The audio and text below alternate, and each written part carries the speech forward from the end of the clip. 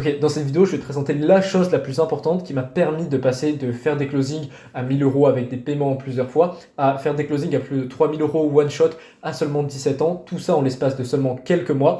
Et c'est quelque chose qui s'applique dans n'importe quelle niche. Mes clients, quand ils ont commencé à appliquer ça, ils ont pu faire x2, voire même x3 sur leur prix et aussi sur leur taux de cash collecté. Donc, regarde cette vidéo si tu veux améliorer nettement ton taux de closing, que ce soit à partir de trafic chaud ou du trafic froid. Ok, on est parti. Ce dont je vais te parler aujourd'hui, du coup, c'est le fait d'inclure des audits dans tes appels de vente. En fait, ça va avoir vraiment une grande importance parce que ça va permettre à ton prospect de conscientiser ses problèmes. Mais là, tu vas me dire, oui, mais pourquoi faire conscientiser les problèmes du prospect? Ça permet de faire x2 sur les prix. Bah, tu vas comprendre. On va revenir vraiment aux fondamentaux de qu'est-ce qui fait qu'un prospect déjà il l'achète. Ensuite, à partir de ça, tu comprendras l'importance qu'a l'audit dans ce rôle-là, du coup. Et après, on verra comment appliquer ça concrètement dans tes appels, comment structurer tes appels à partir d'un audit. Ok, on va directement démarrer. Si un prospect il achète, c'est parce que à la base des bases, il y voit plus de bénéfices que de coûts. S'il achète ton offre de coaching sportif à 500 euros, c'est parce que le fait d'avoir un meilleur physique, de retrouver confiance en lui, ne pas avoir le regard de sa femme qui passe sur lui, etc. Si tu t'adresses à des mecs qui ont entre 30 et 45 ans par exemple, bah ça va avoir plus de bénéfices que ce que ça coûte 500 euros. Si par contre, il considère que 500 euros ça vaut plus que le fait de pouvoir retrouver un physique qu'il aime, si tu fais du coaching sportif, là il ne va pas acheter. Et ça c'est valable pour n'importe quoi. Donc en fait, dans le marketing, le but, ça va être d'augmenter simplement les bénéfices. Et c'est pareil pour la vente. N'importe quoi qu'on fait dans un appel, le but, ça va juste être d'augmenter les bénéfices et de minimiser les coûts plutôt en comparaison. Parce qu'en fait, les coûts, ils seront toujours là. 500 euros pour un coaching sportif, c'est 500 euros. 1000 euros, c'est 1000 euros. 2000, c'est 2000. Par contre, ce qu'on peut faire, c'est en parallèle, en comparaison, ça va être d'augmenter ou de baisser la valeur des bénéfices. Plus la valeur des bénéfices est basse, plus moins tu peux vendre cher parce que les coûts paraîtront hauts en comparaison. Et plus la valeur des bénéfices est haute, plus les coûts paraissent faibles en comparaison. Et donc, comment est-ce qu'on fait concrètement pour augmenter les bénéfices?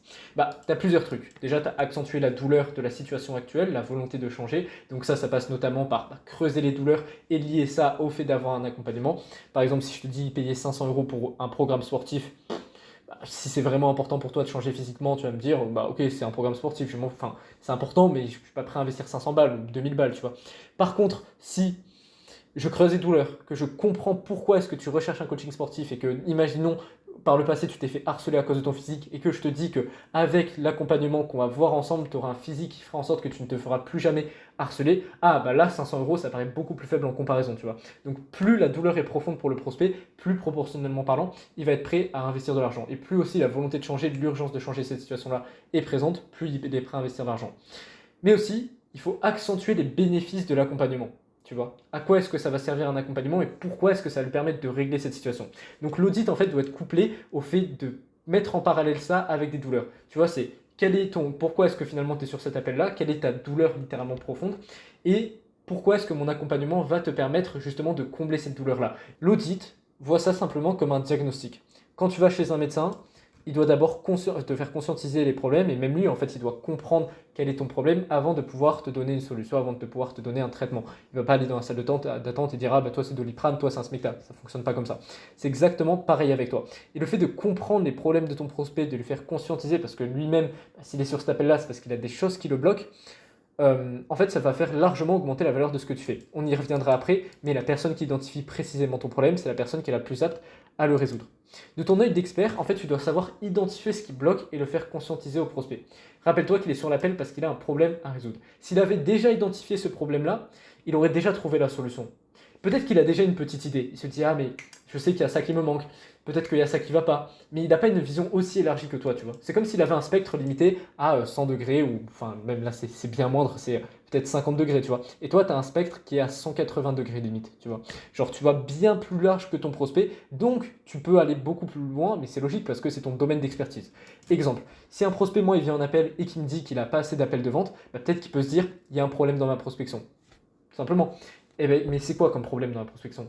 Pourquoi est-ce que ça marche pas? Pourquoi est-ce que malgré le fait qu'il fasse des DM de prospection, il n'arrive pas à réserver d'appel? C'est moi qui vais lui apporter cette compréhension-là. Donc, par exemple, regarde, c'est parce que tu prospectes sur la mauvaise plateforme, tu as une mauvaise cible, tu as une mauvaise offre, tu n'as pas un positionnement clair, donc les gens ne s'identifient pas à ce que tu fais et ils n'ont pas envie de réserver d'appel avec toi, tu vois. Mais ça, par contre, le prospect, il n'en avait pas conscience. C'est à moi de lui apporter cette compréhension-là plus large.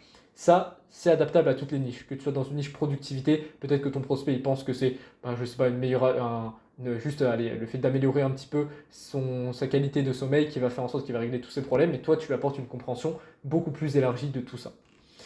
Maintenant, je pense que tu comprends l'idée, c'est diagnostiquer, faire conscientiser les problèmes au prospect, des problèmes dont lui-même n'avait pas conscience jusque-là. On va voir justement quelques notions essentielles pour avoir un guide qui va être réussi. Ça va être de se focus sur l'identification du problème. Comme il a dit Einstein, si j'avais une heure pour sauver le monde, je passerais 59 minutes à définir le problème et 1 minute à trouver des solutions. Parce que si tu comprends qu'est-ce qui bloque, en fait, tu comprends aussi la solution naturellement, parce que tu sais sur quoi agir facilement. Et dis-toi que ton prospect, dans sa tête, c'est un peu inconsciemment en fait, plus tu identifies bien le problème, plus il va t'identifier comme la bonne personne pour le résoudre. Tu vois, quand tu vas chez ton médecin, regarde, le meilleur parallèle que je peux te faire, c'est si tu vas chez ton médecin. Au début, peut-être que tu le connais pas, si c'est la première fois que tu viens dans ce cabinet. Par contre, s'il commence à te poser des questions, que là, il a vraiment la posture du médecin que tu attends, littéralement, et qu'après 30 minutes, il te dit, mais pas, allez, peut-être 10 minutes, il te dit, ah bah voilà, le problème, il vient de là, voilà, il vous faut ce traitement-là. Là, tu vas dire, ah ok, il a compris mon problème, et là, il me donne une solution. Mais s'il était directement arrivé dans la salle et il t'avait dit, bah voilà, c'est ça ton problème, tu aurais dit, mais non, mais je te connais pas, enfin, c'est quoi, genre, comment tu peux savoir si tu m'as même pas posé des questions, etc. Donc, c'est là où tu te rends compte que bonne personne pour identifier le problème, bonne personne pour le résoudre. Tu permets au prospect de mieux comprendre, tu lui permets de voir plus clair, mais par contre, tu ne lui donnes pas la solution concrète. Ça va rejoindre le deuxième point justement. Parce que si tu lui donnes la solution concrète, il n'aura pas besoin de toi. Quand tu fais un audit, tu dois donner du quoi et pas du comment. C'est très très important ces distinctions-là. Le quoi, ça va être pourquoi est-ce que ça ne marche pas? Quelle serait la solution éventuelle à ce problème-là? Qu'est-ce qui bloque littéralement? Quel est le goulot d'étranglement? Par exemple, le quoi, si tu viens me voir en appel et que tu me dis que tu n'as pas assez d'appels de vente, le problème c'est que tu n'as pas un bon positionnement et que tu ne prospectes pas sur la bonne plateforme et tu n'arrives pas à trouver les bonnes personnes pertinentes et tu as une mauvaise trame.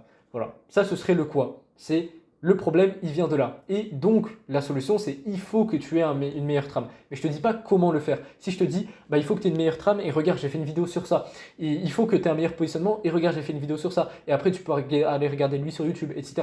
Mais tu vas dire, ok, c'est bon, du coup, il m'a montré le problème, il m'a montré la solution, j'ai pas besoin de lui, tu vois. Mais là, je t'aurais donné le comment. Et c'est pas ce qu'il faut faire. Le comment, du coup, c'est comment résoudre le problème. Et là, par contre, tu es dans la notion de coaching. Mais là, tu peux te dire, ok, mais finalement, c'est moi qui ai en tort parce que si je ne dois pas donner de comment, mais que je suis en capacité de donner du comment à mon prospect et que ça peut lui permettre de résoudre son problème, en fait, c'est juste moi qui est malhonnête. Et en fait, il n'aurait pas besoin de mon accompagnement.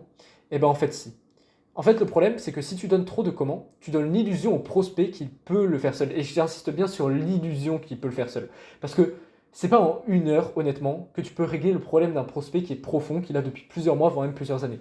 Si quelqu'un il vient me voir et qui me dit qu'il n'arrive pas à booker 30 calls par mois, je peux pas lui faire une session de coaching de 1 heure où après il ressort et magiquement il arrive dans le mois d'après à booker 30 calls. Ça n'existe pas. C'est pas pour rien que j'accompagne mes clients pendant plusieurs mois. Si je pouvais permettre à mes clients d'avoir des résultats en 1 semaine ou en 3 jours, bien évidemment que je le ferais, tu vois. Et ça, c'est valable pour tout le monde. Donc c'est juste que si je lui dis par contre comment résoudre son problème, je vais lui donner l'illusion qu'il peut le faire seul. Mais ce sera pas réellement le cas.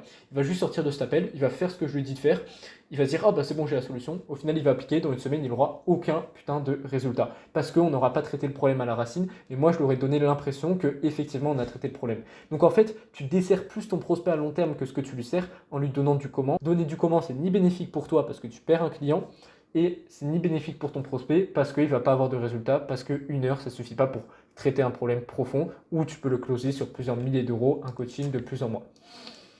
Très important de faire la distinction entre les deux. Si tu veux savoir le quoi, ça va être vraiment il faut que tu fasses ça. Il faut améliorer par exemple si tu es dans la niche productivité, parce que mon client, là notamment, cette vidéo elle m'est venue à l'idée après que un de mes clients, là il a eu un appel de vente où il a donné trop de comment et tout. Mais en fait, le comment, c'est juste tu expliques ce que tu fais comme si tu étais en coaching. Alors que le quoi, tu vas donner des formulations type il faut que tu améliores ta qualité de sommeil. Il faut aussi que tu améliores ta productivité et que tu saches mettre en place tout ce qui est to-do list et aussi tout ce qui est organisation au niveau de ton travail parce que là, c'est pas possible, tu as tel problème, tel problème. Il faut aussi manger plus sainement. Tu vois, ça, c'est du quoi, c'est pas du comment. Par contre, si je te dis, regarde, je t'envoie un tracker de nutriments de ci, de là, et du coup, voilà, c'est bon, ton problème, il est réglé. Là, je t'ai donné du comment, tu vois. Voilà, c'est ça la distinction. Autre point, ça va être de se taire jusqu'à ce que tu aies identifié le problème. Plus tu laisses quelqu'un parler, plus il va pouvoir se dévoiler, plus après tu auras d'informations et plus tu pourras lui faire un vrai retour pertinent, plus tu l'auras compris et plus après tu pourras attaquer entre guillemets la phase de vente où tu vas présenter la solution et faire démarrer ton prospect finalement. Tu vois, il y a une phrase que j'avais entendue et que j'avais trouvée très vraie, si on a 2 oreilles et une bouche, c'est pour écouter 2 fois plus que ce qu'on parle. Et ça, je trouve que c'est particulièrement vrai en vente. Tu n'as pas à parler tout le temps, surtout dans cette phase-là, tu laisses parler ton prospect au maximum. Tu poses des questions, tu laisses des blancs, quand il a fini de parler, tu prends au moins 2-3 secondes de pause avant de reprendre la parole, ça prouve que tu maîtrises la situation, que tu maîtrises l'appel, que tu es sur ton terrain de jeu. Regarde, le médecin, il n'est pas là à te couper la parole, tu vois, quand tu vas chez lui et que tu expliques ton problème. Bah, c'est exactement pareil, c'est vraiment la même posture que tu dois adopter. Et une fois par contre que tu es sûr du problème de ton prospect, là, tu peux parler. Par exemple, ça fait 5-10 minutes, tu lui poses des questions, tu le laisses parler, tu prends des notes, etc. Et là, ah ok, bah là j'ai identifié le problème. Maintenant, est-ce que tu m'autorises à être honnête avec toi sur ce qui te bloque vraiment? Top. Ok, voilà. La vérité, c'est que ton problème, il vient de là. Il vient de là parce que ça. Et là, ton prospect, tu vas lui faire avoir des prises de conscience. Dis-toi qu'avant l'audit, dans la tête de ton prospect, ça doit être hyper brouillon, ça doit être un gribouillage comme ça. Et après l'audit, c'est clair comme de l'eau de roche sur qu'est-ce qu'il faut faire, mais pas comment le faire. Ok, la première étape, ça va être de restructurer mon offre. La deuxième étape, ça va être de mieux prospecter. La troisième étape, ça va être de mieux closer. Par exemple, si tu fais du coaching sportif, c'est la première étape, ça va être d'avoir un programme plus adapté à moi. Ça va être de faire moins de volume et faire plus d'intensité. Ça va être ci, ça va être là. Tu vois, il sait ce qu'il faut faire. Mais c'est comme une carte au trésor, mais par contre, il ne connaît pas le chemin. Ok, le mec, il sait qu'il faut prospecter, il sait qu'il faut mieux closer, mais comment est-ce qu'il fait ça? Eh ben, c'est justement là la solution, transitionner vers la solution, on va voir ça juste après. Dernière chose dont je vais te parler avec l'audit, ça va être ces points importants qui sont absolument respectés. Le prospect, déjà, il doit avoir une vraie prise de conscience suite à l'audit. Si tu lui parles de certains trucs et que juste il est en mode ok, et qu'il s'en bat les steaks, c'est qu'il y a un problème. Le closing, dis-toi que c'est incarner une nouvelle identité, parce que ton prospect vient en appel parce qu'il a une identité qui ne lui convient pas. Certes, il a des résultats qui ne lui vont pas, mais au-delà de ça, c'est toute l'identité qu'il a. Moi, c'est pas juste le prospect qui vient en appel, qui fait 1000 euros par mois, qui stagne avec son business, qui est pas content. Non, c'est l'identité de la personne qui fait 1000 euros par mois qu'il n'a plus envie d'incarner, et il veut incarner l'identité du mec qui fait 10 000 euros par mois pour ensuite faire 10 000 euros par mois.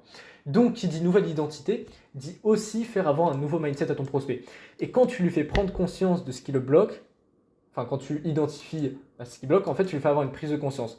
Son cerveau évolue en termes de mindset, il voit les choses différemment, il t'associe au changement, à l'espoir. Imagine juste, tu as un gros problème, tu vas voir quelqu'un, et là d'un coup il t'éclaire sur qu'est-ce qui bloquait réellement ta situation. Et là tu vas te dire, putain mais en fait il a raison. En fait, il y a encore de l'espoir, je suis capable d'atteindre ces objectifs que je me suis fixés. Et c'est grâce à lui, parce que c'est lui qui m'a fait prendre conscience du problème qui me bloquait. C'est exactement la même chose avec ton prospect. Et il y a rarement closing s'il n'y a pas de nouvelle identité. Donc, ça aussi, c'est un truc important à comprendre, c'est que c'est normal que tu aies des objections en appel. Si ton prospect, il arrive, il est directement prêt à investir 3000 balles et que ton offre est à 3000, c'est bien, mais ce sera très rare. Il y aura souvent des objections. Par exemple, il n'est pas prêt à investir beaucoup d'argent, il est prêt à investir seulement 1000 alors que ton accompagnement est à 3000. Et ton rôle, c'est de le faire progresser en identité pour qu'il comprenne qu'investir 3000, oui, c'est nécessaire dans sa situation. Et ça, notamment, ça passe par l'audit si tu le fais évoluer en termes de mentalité. Donc, faire avoir une vraie prise de conscience est très important. Autre point, tu dois avoir la même posture qu'en coaching. Là, tu vas me dire, ouais, mais tu m'as dit de pas coacher. C'est différent. La posture du coach, c'est la posture de celui qui a une position d'autorité, c'est moi qui est là pour t'aider à régler ton problème. Donc, je te pose des questions, je te dis ce que j'ai à te dire, je ne suis pas là pour être pote avec toi, je suis là pour t'aider. Donc, des fois, je vais peut-être te dire des choses qui vont être directes, je vais peut-être être cash avec toi, mais je ne suis pas là pour te rassurer, je ne suis pas là pour te dire tout va bien, sachant que si tu es sur cet appel-là, honnêtement, c'est que ça va pas, tu vois. C'est ça que tu dois avoir comme posture. Tu n'es pas là pour accabler ton prospect et lui dire « Ah, c'est de la merde, t'es de merde, t'es de merde ». Non, tu dois lui dire « Voilà ce qui bloquait, mais il y a une solution ». Tu vois. Mais tu dois être direct, tu dois être là pour aider ton prospect. Et c'est ça la même posture qu'en coaching. Ça ne veut pas dire coacher, ça veut dire avoir la posture du coach. Autre point, ne tourne pas autour du pot. Tout à l'heure, du coup, j'analysais un des appels de vente d'un de mes clients et il a fait un audit qui a duré 30 minutes, 40 minutes et au final, le problème n'était même pas vraiment clairement identifié. Le prospect, ça a commencé à le saouler, etc. Parce qu'il allait trop dans des trucs micro, des trucs de ton habitude, vu qu'il est dans une niche productivité, cette habitude-là, elle n'est pas pertinente parce que non. Au bout d'un moment, vois plus large. Pourquoi est-ce que tu es là? Tu commences cet appel par ok, tu peux m'en dire plus, qu'est-ce qui fait que tu as réservé cet appel ici aujourd'hui? Ensuite, il doit te résumer sa situation et tu dois poser des questions sur les piliers de ta niche. Par exemple, moi, vis-à-vis du Make Money, c'est quoi les problèmes qui font que mon prospect il peut ne pas faire d'argent? Les problèmes principaux, c'est l'offre, la prospection, la vente, la delivery. Je n'ai pas mis de delivery ici. Donc, qu'est-ce que je vais faire? Je vais poser des questions vis-à-vis de chacun des points. Ok, comment ça se passe aujourd'hui niveau offre? Est-ce que si je t'apporte, est-ce que ton offre elle est vraiment béton? Parle-moi-en un peu plus. Fais-moi un pitch de ton offre. Donc là, ça prend 30 secondes. Ah ok, si je décèle qu'il y a un truc qui ne va pas, par exemple qu'il est mal positionné, je vais le noter. Ensuite, prospection. Comment est-ce que tu prospectes? Combien de calls est-ce que tu bookes chaque mois? Ah, tu bookes que 10 calls par mois. Ah, c'est un volume qui est assez insuffisant. Qu'est-ce qui fait que tu bookes 10 calls par mois? Tu vois, vente. Ah, t'arrives pas à closer beaucoup. Ok, donc tu as un problème au niveau de la vente aussi. Tu vois, c'est comme ça que j'identifie les problèmes parce que je vais sur les bases des bases. Si tu es dans une niche coaching sportif, ça peut être le programme d'entraînement, la nutrition et ça peut être aussi la régularité. Tu vois, je te donne des trucs comme ça. Après, c'est à toi d'identifier parce que tu es l'expert de ton domaine. Mais par exemple, mon client qui est dans une niche productivité, ça peut être le sommeil, ça peut être l'organisation du travail et ça pouvait être aussi la nutrition, tu vois. Et donc, pose des questions vis-à-vis de ces 3 points-là. En fait, limite, fais un quadrillage sur une feuille. Tu te dis, ok, là, je dois voir le point sur l'offre, je dois voir le point sur la prospection, le point sur la vente. Si tu es dans une niche méconnue. Comme ça me permet d'identifier chacun des problèmes ici et je pourrais lui faire l'audit de meilleure qualité où on identifie précisément ce qui bloque et mon prospect conscientisera ses problèmes. Voilà, c'est juste ça.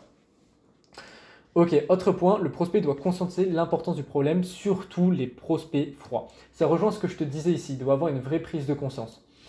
Si il se dit que ok, c'est ok par exemple de ne pas booker beaucoup de calls en prospection, s'il se dit que c'est pas grave s'il est mal positionné, en fait il aurait derrière aucune raison de vouloir régler ce problème-là. Donc tu dois lier, certes, tu dois lier en fait les éléments rationnels de pourquoi est-ce que ça marche pas à des choses qui le font chier de perdre, et joue sur la perte plutôt que sur le gain. Par exemple, au lieu de dire si tu avais 30 calls par mois, tu ferais combien d'argent supplémentaire? Dis plutôt combien est-ce que tu perds d'argent sachant que tu n'as pas 30 appels par mois. Tu vois, c'est plus fort l'aversion à la perte. Si par exemple ton client il recherche plus de productivité, combien d'heures est-ce que tu perds chaque semaine à cause de ça? Et du coup, combien est-ce que ça fait d'argent aussi?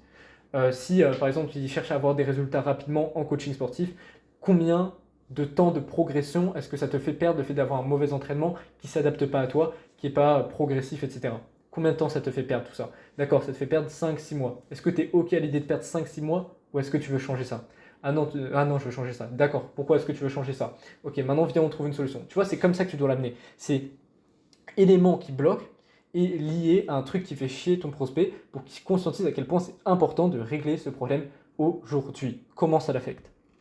Et du coup, une fois que tu as fait ça, que tu as trouvé les points qui le bloquaient, qu'il a conscience du problème, let's go en fait. On transitionne vers la solution. Question simple. Si on trouvait ensemble une solution pour régler ce problème et là tu ressors tout le problème en profondeur, tu le détailles pendant 15-20 secondes, pour enfin te permettre d'atteindre, là tu ressors son objectif en détail, est-ce que tu serais prêt à t'engager dans une solution comme ça, si tu trouvais que c'était une solution pertinente? Là, tu traites toutes les objections, et une fois que tu as validé qu'il est prêt à s'engager, c'est là où en fait tu peux aller sur closer sur les finances. D'accord, combien tu serais prêt à investir dans cette solution si elle pouvait te permettre d'aller chercher X résultats. D'accord, tu serais prêt à investir ça. Voilà, et là tu élèves les standards et c'est là où le closing se fait. Tu vois? Donc après, transitionner de l'audit, quand tu le fais bien finalement, à l'accompagnement, au fait de parler de solution et au closing, en fait c'est assez fluide, tu vois. Donc c'est pour ça que c'est vraiment une base très très importante. Plus le prospect a conscience du problème, plus il est prêt à le résoudre. Et si je disais ici surtout les prospects froids, parce qu'un prospect chaud, il sait pourquoi il est sur cet appel, c'est lui qui est venu vers toi littéralement, tu vois. C'est-à-dire qu'il a déjà conscience qu'il doit régler son problème actuellement. Alors qu'un prospect froid, des fois, ouais, il ne sait pas trop pourquoi il a booké l'appel, donc tu dois vraiment accentuer, lui faire conscientiser le problème parce que peut-être qu'il n'en a pas encore conscience. D'ailleurs, si tu veux avoir un exemple d'un audit vraiment bien que j'avais fait, qui m'a permis notamment de closer à 3000 euros. Tu peux retourner sur la chaîne en février. J'avais posté un appel de vente que j'ai closé à 3000 euros one shot. Et ce qui a fait que ce que ça a closé, c'est notamment l'audit. Parce que j'avais un formulaire d'onboarding et quand la personne a rejoint, elle a répondu, elle m'a dit notamment c'est le fait que tu aies bien diagnostiqué mon problème qui a fait que j'ai voulu démarrer avec toi. Je voyais que je pouvais avoir confiance en toi grâce à toi. Tu vois, enfin grâce à ça. Donc c'est là où on se rend compte vraiment de la puissance de l'audit. Donc va voir un petit peu si tu veux voir à quoi ça ressemble un bon audit. J'ai passé 20 minutes à diagnostiquer le problème. C'était peut-être un petit peu long, mais c'était nécessaire. C'est ce qui m'a permis de closer à 3K. One shot sur cette offre. Donc voilà pour ça. Maintenant, si tu veux aller plus loin dans cette vidéo, si tu veux vraiment aller chercher des résultats avec ton activité de coaching, que tu veux en fait avoir de la valeur gratuite plus accentuée que sur cette vidéo-là, je t'invite en vrai à rejoindre le canal WhatsApp grâce au premier lien dans la description. Plutôt deuxième lien parce que premier lien je vais te mettre l'appel de vente que j'avais fait, que j'ai closé à 3K où j'avais fait un très bon audit, mais plutôt deuxième lien en description. Du coup je partage quasiment tous les jours de la valeur. Tu as aussi directement accès à des ressources gratuites quand tu rejoins qui sont issues de précédentes vidéos, de trucs de mon accompagnement, etc. Donc tu as beaucoup de valeur. Si tu restes ne serait-ce que un mois dedans, bah, en fait, tu auras les connaissances nécessaires pour aller chercher beaucoup plus de revenus avec ton activité, ajouter 1000, voire même 2000 euros par mois. Donc voilà, c'est le premier lien en description, je te dis à tout de suite dessus et à demain pour une autre vidéo ou à dans les prochains jours.